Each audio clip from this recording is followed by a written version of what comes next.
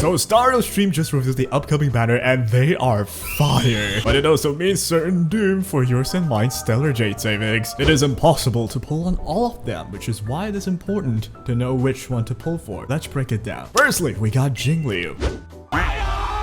On the live stream, we know that she will be a destruction character, which let me just translate that for you. So I have a PowerPoint presentation of what the path really means in Star Rail. Destruction? Yeah, that's actually just the path of giga damage. We've seen Blade and Isle Hang all outperforming Erudition characters in terms of AoE damage output. Heck, they do more single target damage than a lot of the Hunt path characters too. This means Jingliu will likely perform at a level of these insanely strong damage dealers. I'm not gonna refer to leaks though, so the information in this video is according to the live stream. Her gimmick is very simple. Use her skill and you'll gain 1 stack of syzygy. If it hits 2 stacks, she goes Super Saiyan! In this stage, she can only use her enhanced skill and not her basic attack. The enhanced skill does not consume skill points but consumes 1 stack of syzygy. In this state, every attack she does will take a certain percentage of her allies' HP. That amount will be converted into an attack increase for Jing Liu. We can look at this and think of something similar with Blade, where the health he loses turns into damage on his ult. If you used Blade before, you know that the HP loss gimmick contributes to a lot of his crazy damage output. So it's very much possible for Jing Liu to be one of the top damage dealers in the whole game, considering she has somewhat of a similar mechanic here. Her ult is like Isle Hang's ulti, but it also gains her another stack of syzygy. It's a very straightforward, pure damage kit that makes me question where the great survivability part is with the destruction characters based on the game's description. Jingliu freaking kills her team for damage, dude. What part of it says survival? So should you pull her? I'll start with the conclusion. You pull who you like to play with.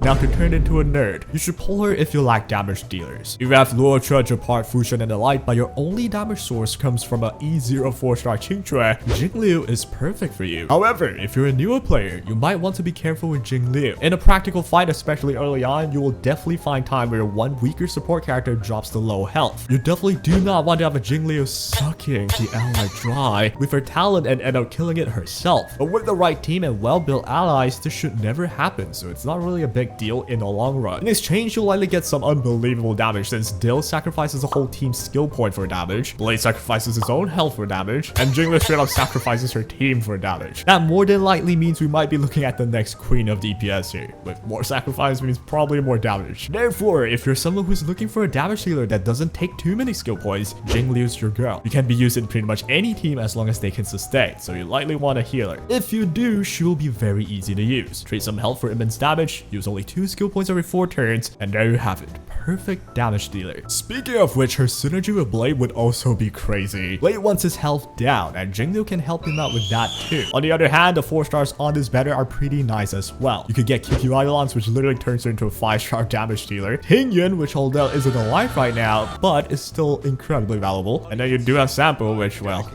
he's funny. I wonder. Here's a list of what I think are the pros and cons of Jingliu. It's just my opinion. You take a gander and get your own conclusion. That'd be the best. And the challenger that is pitched against Jingliu will be Topaz and Numby. It is my childhood dream to become the Numby to a Topaz, which is my way to say if you personally like her more than Jingliu, get her. That should be the conclusion anyway, but let's break her down though. Her gameplay features landing an unremovable debuff named Proof of Debt. This is a debuff that increases follow-up attack damage and acts as Numby's attack target. Only one enemy at a time can be inflicted with this debuff, and it has no duration, so it will last forever until you manually inflict it on someone else or if the enemy dies. If the enemy does die, Proof of Debt will instantly be inflicted on another enemy. At least that's what it says in the live stream. Topaz will spawn Numby as a separate character similar to Jingyuan and his Lightning Lord. Her skill is a single target attack that inflicts Proof of Debt, and this also counts as a follow-up attack. Every time a follow-up attack is done against an enemy with Proof of Debt, Numby gets an action advancement. And from the looks of things, it pushes Numby by a ton. There are talks comparing Jingyuan and Topaz because of the whole extra entity mechanic. Jingyuan's issue was that there are very little ways to make Lightning Lord take turns faster. Only Jing himself can increase the Lightning Lord's speed, but action advancement of any kind will not make it go quicker at all. This means no matter what you do, there will be a low limit to how many turns the Lightning Lord can take that is numerically possible in a cycle anyway. But with Topaz, this will not be the issue. As long as your team has sources of follow-up attack, it is possible to have Numby take several actions in a cycle. Every time Numby takes the turn, he'll do damage that scales on Topaz's attack. Topaz's ult enhances Numby and it enters the Windfall Bonanza state. This increases Numby's damage and stats overall. But the big thing is, in this state, every character's basic, skill, or ult will advance Numby's action forward. This directly means that Numby can most definitely take a lot more turns in one cycle than a Lightning Lord could. And based on that, I'm willing to say Topaz will be a pretty decent damage dealer. As for the question, should you grab her instead of Jing Liu? I'll show you my opinion, but if you haven't noticed, I am not Jesus Christ, so feel free to disagree, but I do hope you keep it civil. I think until we know their multipliers, we can't really say who's definitively better in terms of damage output. So at this point, it'd be wiser to just look at your account and just think about it, right? If you have strong healers that can deal with Jing Liu's taking health away from your allies constantly, Jing Liu should do you better. You'll likely feel she's very easy to use if you have like a Luocha on the team. She'll take some health off of your teammates, but you just instantly get them back from Luocha. Do massive damage that way, and yeah, there's no sweat. With Topaz, however, you want to look at your supports and follow-up attack lineup.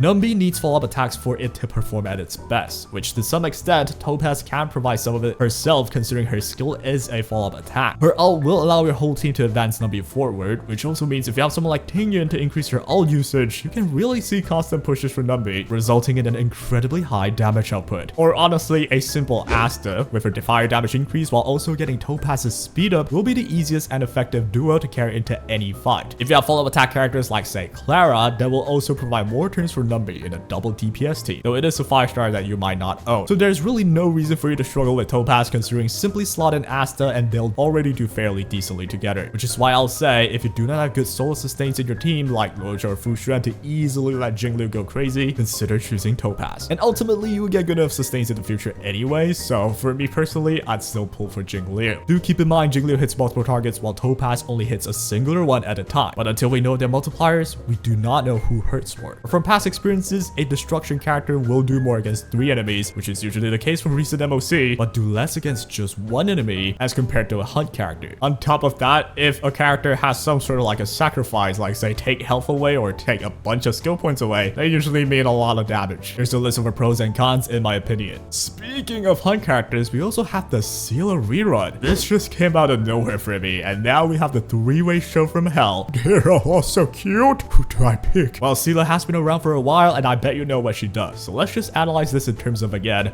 your account. I would like to remind you, pick whoever you love the most, because in the end, that's all that matters. But if your account has a Seele, pulling a Seele will easily mean you're set for life. But if you do not, you're looking at one of the strongest or the strongest single target character, at least until we know of the multipliers on Topaz. Although Seele is the very first banner character, she still boasts very high damage even today. But the unfortunate case is Star will usually release banners in a way where the newer characters will inevitably be stronger than the older ones. We already see that happen with Jing Liu. So unless hoyoverse start to really tune down the broken character releases, Seele might struggle in the future. But if we're just looking at the current meta, Seele can clear all the content without an issue, though she's definitely not the strongest DPS ever, especially against multiple enemies with IL down in the game. So in terms of just meta talk, I would not go for Seele unless somehow Jingliu and Topaz both end up being underwhelming, which I doubt would be the case, and at the same time, I am in heavy need of a hyper carry DPS. Here's a list of Seele's pros and cons. There's really not a lot of negatives of Seele in my opinion, so if the other 2 new characters end up hitting like a wet noodle, which I doubt, Seele will be a character that has proven her worth already. Can't go wrong with choosing her, at least in the current meta. And that is my breakdown on who you should go for.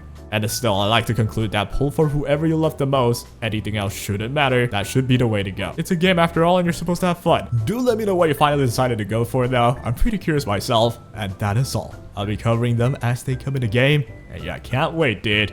Take care.